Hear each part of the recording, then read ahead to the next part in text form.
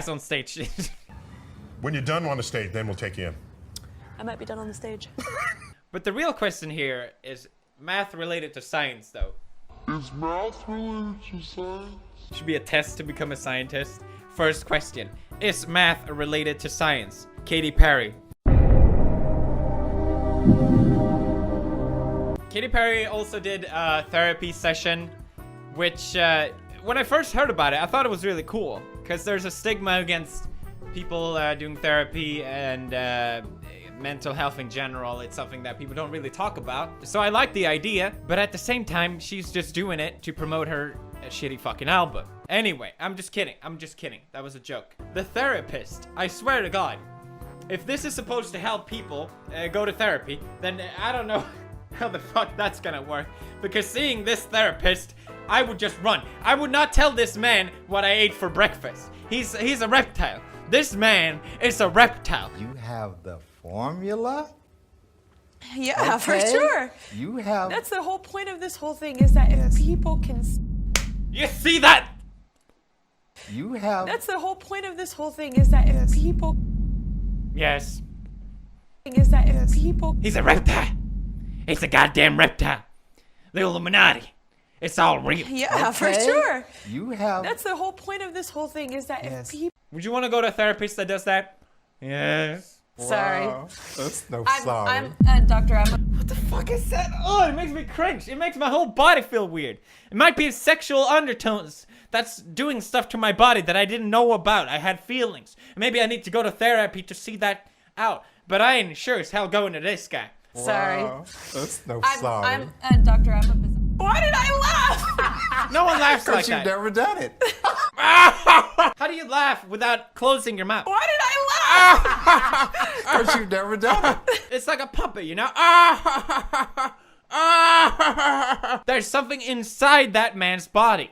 Now, even more and more lately, Katy Perry has been talking about social issues, such as cultural appropriation. But I can educate myself, and that's what I'm trying to do along the way. And even in, my intention to appreciate Japanese culture, I did it wrong with a performance, and I didn't know that I did it wrong until I heard people saying I did it wrong. And sometimes that's what it takes. It takes someone to say, out of compassion, out of love, hey. Vsauce, Michael here. Oh! Oh! No! No! Oh, I can't look! Unforgivable! Unforgivable! She's not Japanese! I'm sorry, I can't defend Kei-Pei anymore. I've been defending her now for several minutes, but I cannot defend Kei-Pei after I've seen this despicable performance. Cultural appropriation is off the levels. This is at least a level 7 cultural appropriate. Everyone knows you cannot appreciate other cultures. It's the same for Japanese people, okay? Have you guys seen Neon Genesis Evangelion? The greatest anime of all time. Neon Genesis Evangelion, if you watched it, it has a lot of Christian references in it. It's got the crucifixion of this angel. That's not cultural appropriation, okay? Katy Perry had no reason to be dressing up like a Japanese geisha, okay? In Neon Genesis Evangelion, they had a reason. As you can see here by this interview where they admitted that there is no actual Christian meaning to the show. We just thought the visual symbols of Christianity looked cool.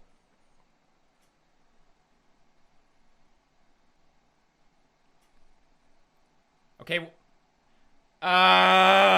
She knows nothing, but at least she knows that. Well, this video is probably gonna be a shitstorm. I really like Katy Perry. I love her music. I think it's great. And I just don't understand this approach that she's taken, going all social justice to sell her album.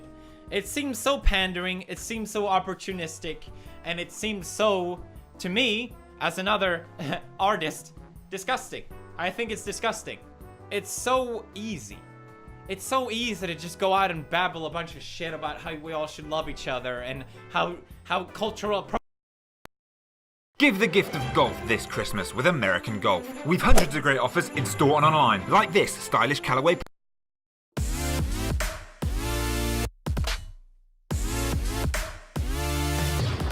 Welcome back, everybody. 'Tis the season of giving, and 2017 was full of awesome tech. So whether you're watching this to add new ideas to your own list, or you're watching it for ideas to get somebody else in your life, here are my top tech gifts of 2017. So I do want to note how I chose these products. I looked back at 2017 and thought about the tech I enjoyed using the most and used the most, as in like usefulness, and then just listed those off. It ended up at 7, so that's why there's 7. They're in no particular order. These are just the tech of this year that I've used and enjoyed the absolute most. I won't have enough time to go very in depth into each product, but being on this list is me giving it 2 thumbs up.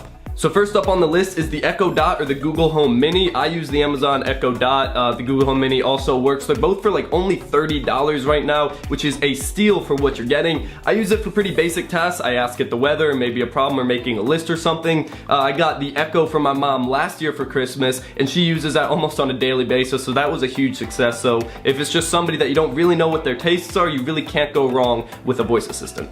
Up next is the Nintendo Switch and Zelda Breath of the Wild. So as a kid, I played a lot of video games. It was a huge part of my childhood. I really enjoyed it. And then over time, I guess as I had less free time, I stopped enjoying them as much and playing them as much. And I kind of just lost that whole aspect of my entertainment life, I guess. But when I picked up the Nintendo Switch and Zelda Breath of the Wild, oh my god, I poured hours into that game. The storyline was amazing, the graphics, the gameplay. It honestly blew me away this year. That was one of my highlights of this year in the entire tech field, was playing that game on the Nintendo Switch, both in handheld and on the TV. It's expensive, but if you are a gamer, or if you're buying for a gamer, you cannot go wrong with this gift. It is an unbelievable game. I will note though, I did sell my Switch and Zelda after finishing the game, because that was really the only reason I had it, so you may want to consider that as well. Up next are the Apple AirPods, and this may be a little controversial because they are a little bit pricey, but I use these on a daily basis, and the convenience they add to my life is absolutely unparalleled. Like, I didn't think, like, it's easy to get used to wearing wired headphones and just forget the wire's there, but then going to fully wireless headphones, it's like walking to work every day and then figuring out you could also just drive a car. I use mine at the gym every day, and it's the freedom of motion, like with different activities, and the no friction on your shirt or anything. It really is huge in terms of convenience, and it's something that I didn't know I needed, but now I need. I can't really use wired headphones anymore. Up next on the topic of Apple AirPods are the Bose SoundSport in-ear headphones. So those are the ones I used before the Apple AirPods, and I love those so much, but for all the different reasons. So they weren't that convenient because they had wires, but they were way more comfortable with like the rubber in-ear tips. They sounded way better, and they were cheaper at only around $100. Of course, you were choosing between wireless or all of those things, sounding better, being more comfortable, and being cheaper. So it's a tough choice, but either way, you will be good. So up next is a little more affordable. This is a Bluetooth car adapter. So it goes into a car port, and then you connect your phone via Bluetooth to this, and then it sends the music via FM radio waves to your radio. So this is perfect for older cars that don't have Bluetooth already built in, and if that's the case, this is a perfect gift under $20. I've been using it for 2 years now, twice a day at least. It gets a ton of use. It hasn't failed me once. I love this thing. So up next we have a low profile 10 keyless mechanical keyboard from Habit. This is my favorite keyboard of 2017. I covered a lot of keyboards in the last year, and the reason this is my favorite is because the blue switches combined with the low profile keycaps and the low profile switches themselves make it kind of feel like a MacBook keyboard turned mechanical. So it's really soft, the travel distance isn't that far, but you still get a really tactile and clicky feel. It's super light, it feels amazing, and it's only at $60, which is just a little bit more expensive than the cheapest of mechanical keyboards, and it's definitely cheaper than the higher end mechanical keyboards. Definitely recommend this thing. I'm absolutely loving it. Little change of scenery for the last tech gift on my list. This is a 40-inch 1080p smart TV, a Roku TV from TCL. It comes in around $200 and $250. I've been using this for 2 years, and I'm picking it on this list, especially if you are a college student or you're getting a gift for somebody going into college. It's perfect for a dorm room. It's perfect for a regular room as a TV. It's not too big, it's not too small. You don't need 4K at this size, so you save some money there. It's been an extremely trusty TV for me. I brought it back home. I brought it here for this year of college, but this has been a staple